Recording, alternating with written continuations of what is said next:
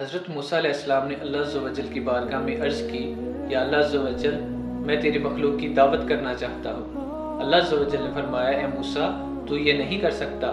حضرت موسیٰ علیہ السلام نے اصرار کیا تو اللہ عز و جل نے فرمایا کہ اے موسیٰ ٹھیک ہے، میں تمہیں اس کی اجازت دے دوں گا، لیکن اس سے پہلے تمہیں ایک رات قبرستان میں گزارنی ہوگی اور وہاں جو بھی دیکھو گے چپ کر کے اسے برداشت کرنا ہوگا۔ اگر تم یہ کر گئے تو پھر میں تمہیں اس کی اجازت دے دوں گا۔ حضرت موسیٰ علیہ السلام نے اسے قبول کیا اور قبرستان میں چلے گئے۔ جب حضرت موسیٰ علیہ السلام قبرستان میں چلے گئے تو آدھی رات کا وقت ہوا۔ وہ کیا دیکھتے ہیں کہ ایک آدمی آیا اور اس نے ایک قبر کو کھودنا شروع کر دیا۔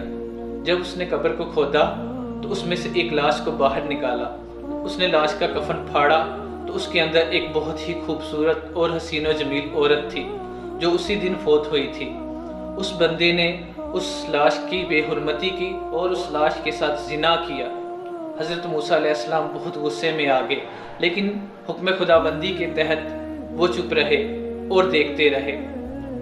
جب اس نے اس عورت کے ساتھ اپنی ہوس پوری کر لی تو پھر اسے اسی طرح کفن میں لپیٹا اور قبر کے اندر دفنایا اور واپس چلا گیا۔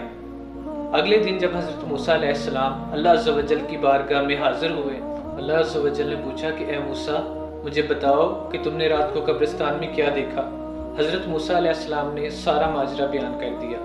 اللہ عز و جل نے فرمایا کہ اے موسیٰ مجھے بتاؤ، اگر میں تمہیں اپنی مخلوق کی دعوت کا موقع دوں تو کیا تم اس بندے کو بھی رزق دو گے؟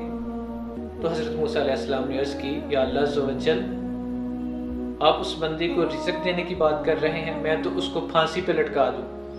اللہ عز و جل نے ارشاد فرمایا، موسیٰ اسی لیے میں کہہ رہا تھا کہ تم میری مخلوق کی دعوت نہیں کر سکتا۔ ایسے کتنے ہی گناہ گار لوگ ہیں جو گناہ کرتے ہیں اور میں ان کو رزق دیتا ہوں۔ قیامت تک میں نے کسی کا رزق بھی بند نہیں کیا۔ ہاں جو ان کے گناہ ہیں ان کا حساب میں ان سے قیامت والے دن لوں گا۔ تو حضرت موسیٰ علیہ السلام نے عرض کی، یا اللہ عز و جل، بے شک تیری ہی ذات ہے جو گناہ گار لوگوں کو بھی کھلاتی ہے۔